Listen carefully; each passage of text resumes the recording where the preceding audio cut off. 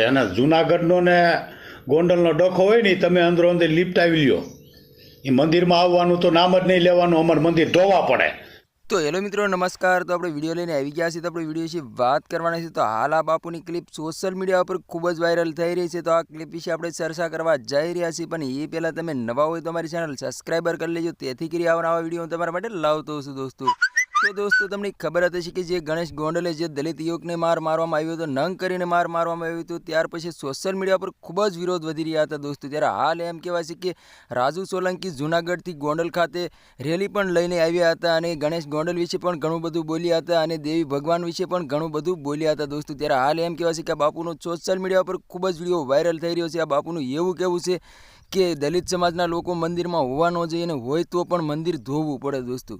તો દોસ્તો આના વિશે તમારે શું કહેવું છે કમેન્ટ કરીને જરૂર બતાવજો દોસ્તો. અને અમારી ચેનલમાં નવો તો ચેનલ સબસ્ક્રાઈબર કરવાનું ભૂલશે નહીં, તેથી કરી આવવાના વિડીયો હું તમારા માટે લાવતો છું દોસ્તો.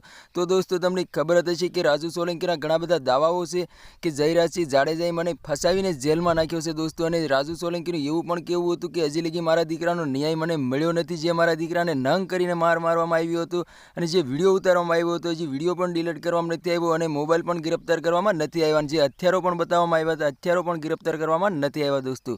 તો દોસ્તો તમને ખબર હતી કે રાજુ સોલંકીના સોશિયલ મીડિયા પર ખૂબ જ વિડીયો વાયરલ થઈ રહ્યા હતા. રાજુ સોલંકીનું એવું કહેવું હતું કે 13 ઓગસ્ટના દિવસે ગાંધીનગર ખાતે હું જવાનો છું ન્યાય માટે, અને ગાંધીનગર મારા દીકરાનો ન્યાય ના મળે તો દિલ્હી જવાનો છું, દિલ્હી પણ ન્યાય ન મળે તો હિન્દુ ધર્મમાંથી મુસ્લિમ ધર્મ અપનાવવા જઈ રહ્યો છું દોસ્તો. તો હાલ એમ કહેવાય છે કે 13 ઓગસ્ટના દિવસે રાજુ સોલંકી તો જેલના હવાલે થઈ ચૂક્યા હતા ઘૂસીટોકના કારણે દોસ્તો. અને રાજુ સોલંકીના એવા બધા દાવાઓ છે કે મને જયરાજસિંહ જાડેજાએ ફસાવીને જેલમાં નાખ્યો છે. તો આના વિશે તમારે શું કહેવું છે કમેન્ટ કરીને જરૂર બતાવી દોસ્તો. અને અમારી ચેનલમાં નવો તો ચેનલ સબસ્ક્રાઈબર કરવાનું ભૂલશે નહીં, તેથી કરી આવવાના વિડીયો હું તમારા માટે લાવતો છું દોસ્તો. તો આ તો આજનો વિડીયો ગમે લાઈક શેર જરૂર કરી.